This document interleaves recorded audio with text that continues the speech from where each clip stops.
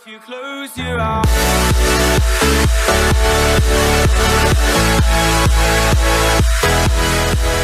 Hi guys, and welcome to Killcam Gaming. This short video gives you 5 easy tips to help you with your Blackout gameplay and potentially get more wins. I hope you guys enjoy. Tip number 5 is using the storm. Okay, so just because you've made it into that zone does not mean you're safe. People seem to always switch off and concentrate on what's in front of them and then get shot in the back. A lot of players use this as a technique to get further into the game, where they hug the zone until the final collapse, because the first 3 zone collapses does very little damage. So if you're using an Outlander perk and you've got lots of heals, you're going to get far into the game. Guys, I know it sounds simple, but these tips are for everyone out there. You don't have to be the best game player or the quickest or elite at the game to get far in Blackout. Tip number 4 is to finish the fight. Okay, so what I mean by this is when a squad mate is down, or squad mates, finish the firefight before going to revive them. Both down. Another one. Yeah, go. All down. Now this tip is a lot harder than it sounds, as sometimes it's potentially the strongest squad mate that's down. Now this tip is for the whole game, however it is even more important in the later stages, as it's a pointless way to be eliminated hovering over your squad mate knowing full well you're about to be pushed. Tip number 3 is an easy one, wingsuiting. Okay, so I still play with a lot of people who aren't using the wingsuit to their advantage. Firstly, you're going to want to turn and face your marker before exiting the chopper. Then you're going to want to dive straight down until you hit 55 and then pull up.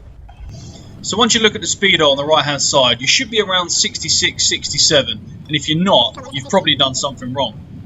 By using this technique, you're going to be first through the door most of the time, meaning you'll land on the gun and they won't.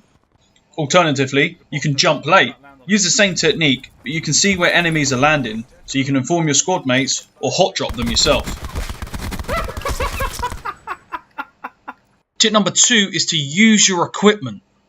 Now this tip is huge, as this can be the difference between you and your opponent in the final stages. Whatever equipment you have for the final circle, use it. There is no point in coming second with a backpack full of kit. My favourite thing to use in the later stages is a grenade or a cluster. This is because when the enemy sees your marker on their screen, they panic. So a personal favourite for me is a grenade over the top, the smoke to one side, and you attack from the other side. The enemy is disorientated because he's been hit, he's been hurt, he's recovering, and you can finish him off. And finally, tip number 1, outsmarting the enemy. And what I mean by this is to use your head and be intelligent. Take note of how many people are left and pick your fights carefully. If it's in a final 3, wait for one to kill the other, then push the one that's left. 9 times out of 10 they're hurt and they're trying to recover, so you'll have the upper hand. Exactly how we drilled it. In my opinion, this tip is the hardest, as instinctively you're going to want to shoot the guy that's in front of you, so it takes every ounce of you not to pull that trigger. To tuck back in, recover, and then fight when you're ready, not when they're ready. Area is secure. Mission area is secure. Another aspect of this tip is knowing when to push. When they've taken a big old hit marker or they're hurt, they're going to want to heal before they take you on. Don't give them the chance. Push in and finish the job. Mission objectives achieved. There you go, boys. All objectives complete. Get in. Thank you for watching, guys. I hope this video has helped you. Please leave a like, a comment, and subscribe to my channel for more. And follow me on Instagram at Killcam Gaming and look for the KC.